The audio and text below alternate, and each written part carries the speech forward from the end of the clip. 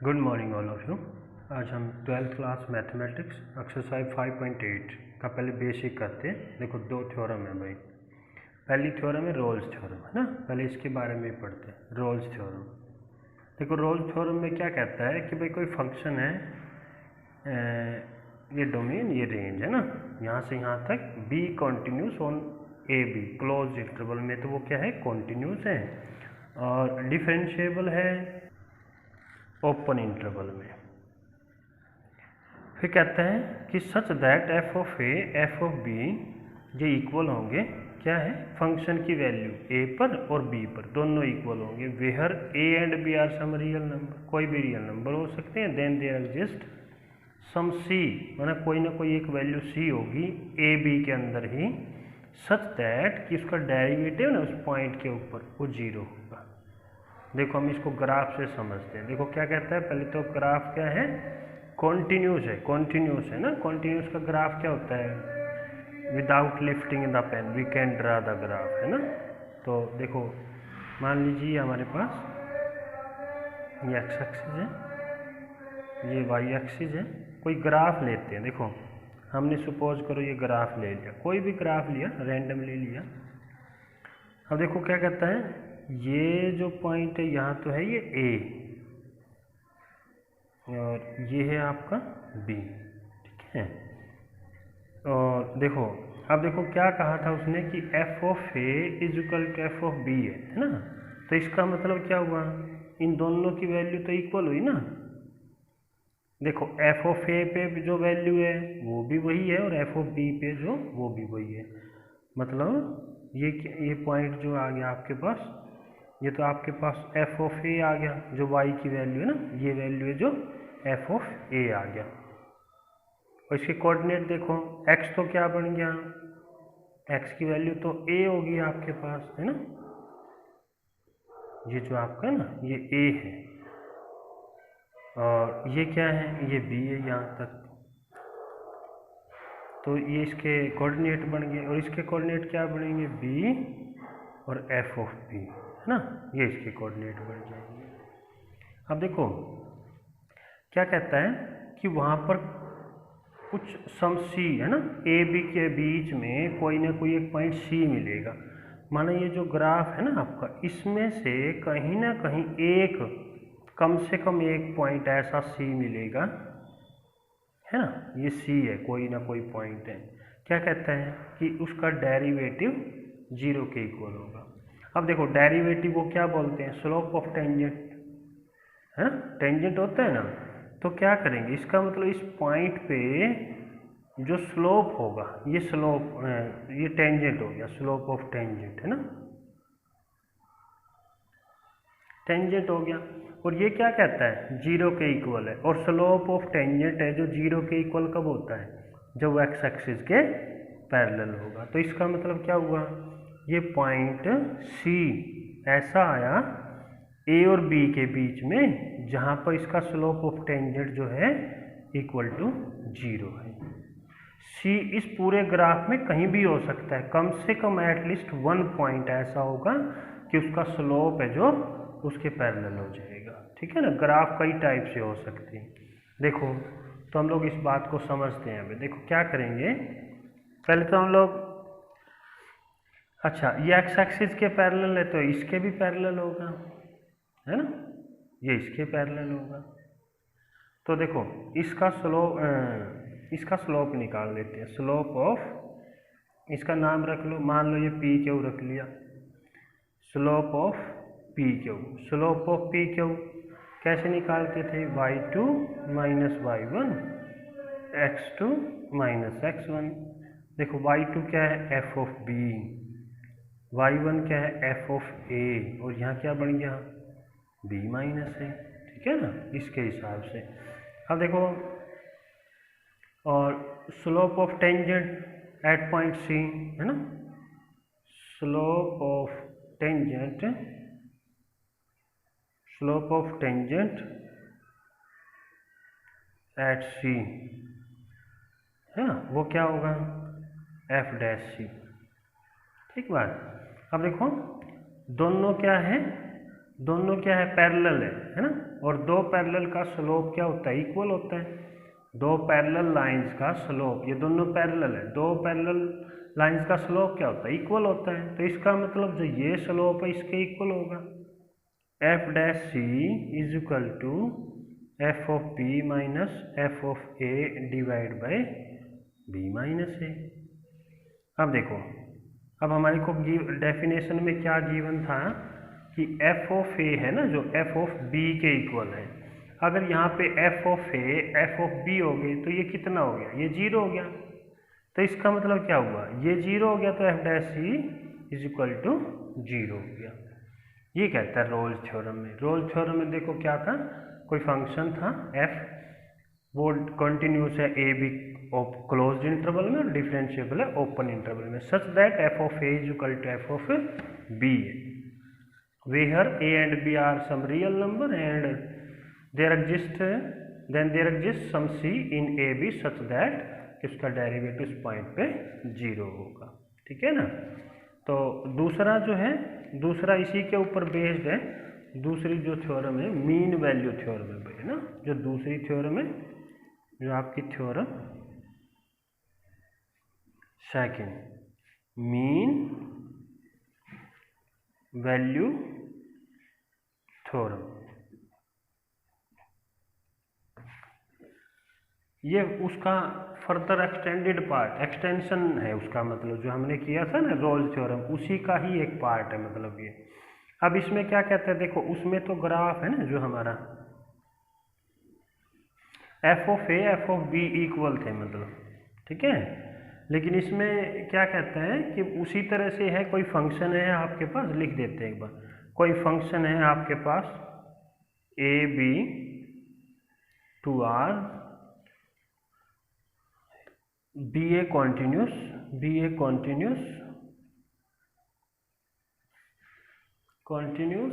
Function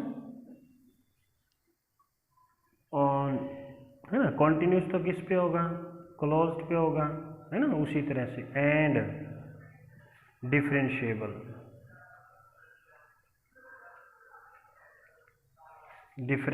है ना, differentiable किस पे, on open interval. Then there exist some C, उसी टाइप से ना, देयर एग्जिस्ट सम सी इन किस में, ओपन इंटरवल ए बी में, सच दैट देखो उसमें तो डेरिवेटिव क्या आया था, 0 के इक्वल आया था।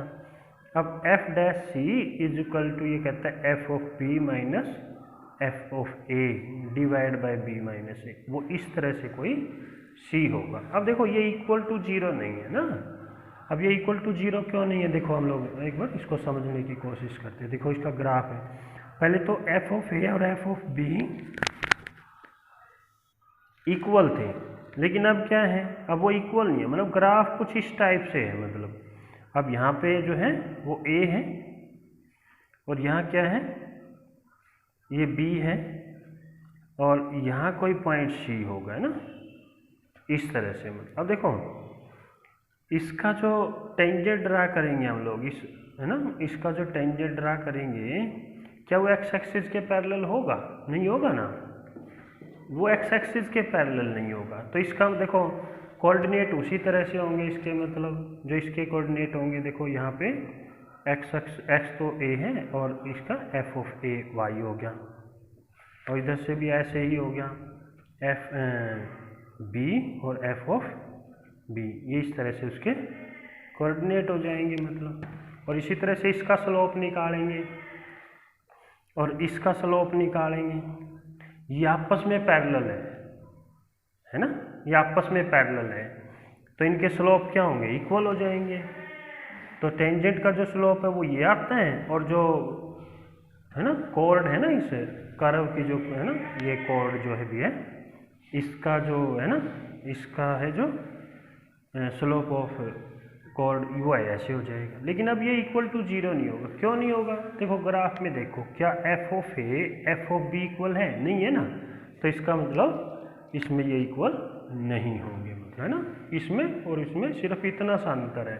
अगर F of A F of B equal आ जाए तो समझो रोल्स थ्योरम है, अगर इक्वल नहीं आते हैं तो समझो मीन वैल्यू थ्योरम है ना। मीन वैल्यू थ्योरम को शॉर्टकट में ऐसे भी बोला जाता है ना, ऐसे लिखा जाता है। मतलब देखो एक्सरसाइज का क्वेश्चन नंबर हम लोग फर्स्ट करते हैं, फिर हमारे को ये अच्छे से समझ आ जाएगा। देखो ये क्वेश्चन है, इसमें कोई फंक्शन दिया हुआ है, ये x इस वैल्यू से बिलोंग करता है। कहता है verify Rolle's theorem for the function and this, है ना। इसके रोल्स थ्योरम पे फंक्शन आ गया और ये क्या हो गई, ए बी की वैल्यू हो गई हमारे पास। जो फंक्शन में F of B F of A रखते थे वो ए बी ये आ जाएंगे, मतलब है ना। तो देखो क्या करना है, रोल थ्योरम को वेरीफाई करना है ना। तो रोल थ्योरम को वेरीफाई करना है तो पहले तो फंक्शन क्या है, कॉन्टिन्यूस और डिफरेंशिएबल होना चाहिए। देखो कोई भी पॉलिनोमियल फंक्शन है ऑलवेज कॉन्टिन्यूस है ना। तो देखो F of x is continuous function है ना, लिखनी है ये बात है ना, कॉन्टिन्यूस फंक्शन बिकॉज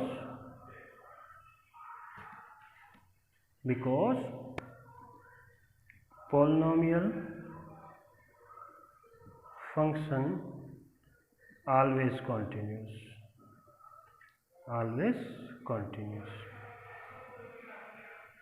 ठीक है ना।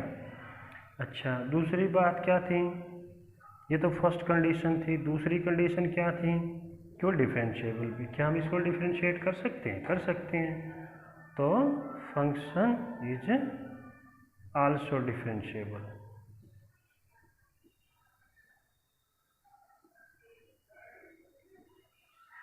ऑन क्या था, ओपन इंटरवल में, ओपन इंटरवल -4 2, और ये किस में था, क्लोज इंटरवल में। अब तीसरी कंडीशन क्या थी, f of A F of B equal होने चाहिए भाई, है ना, तीसरी कंडीशन। तो तीसरी कंडीशन को चेक कर लेते हैं। मतलब एफ ऑफ ए निकाल लो पहले, एफ ऑफ ए क्या था, -4 2 था ना, ये दोनों थे। मतलब तो इसका मतलब ए की जगह क्या रखना, -4। फंक्शन में वैल्यू पुट कर दोगे, देखो एक्स स्क्वायर तुम्हारा -4 का स्क्वायर प्लस में 2x और माइनस में 8, देखो 4 का स्क्वायर 16, ये 4 2 जा -8, ये -8, तो कितना आ गया, 0 आ गया। अब एफ ऑफ बी निकाल लेते हैं, एफ ऑफ बी की वैल्यू कितनी है, 2 है, तो 2 रखेंगे, मतलब 2 का स्क्वायर प्लस में 2 इंटू में 2 माइनस में 8, तो कितना हो गया, 4 प्लस में 4 -8, ये भी 0 आ गया। तो यहाँ से देखा ना हमने क्या आया, f of A F of B के इक्वल आ गया। तो इसका मतलब रोल्स थ्योरम की सारी कंडीशन फुलफिल होगी, है ना। रोल्स थ्योरम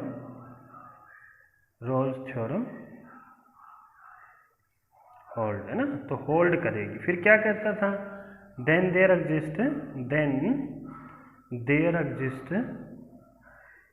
एग्जिस्ट सम सी, है ना, सम सी इन ए बी क्या है, मतलब यहाँ इसकी जगह क्या लिखना चाहो आप लोग, तो -4 2 लिखेंगे, इन या on in -4 2 such that F dash C क्या होगा, 0 के इक्वल होगा, ठीक है ना। एफ डैश एक्स निकाल लेते हैं पहले हम लोग, एफ डैश एक्स क्या होगा, देखो उसका डेरिवेटिव कर लेंगे फंक्शन का, है ना। फंक्शन का डेरिवेटिव एक्स स्क्वायर का 2x और प्लस 2x का प्लस में 2 आ जाएगा। तो अब क्या करेंगे, एफ डैश सी रख लेते हैं इसको, 2c प्लस में 2। अब देखो एफ डैश सी किसके इक्वल है, 0 के, तो ये क्या होगा, 0 के इक्वल होगा, 2c 2 प्लस में इक्वल टू 0, दिस इम्प्लाइज, तो c क्या आ गया, -1 आ गया। क्या -1 उस इंटरवल से बिलोंग करता है, -4 और 2, क्या इसके बीच में आता है, यस आता है। तो इस तरह से हमने हैंस रोल्स थ्योरम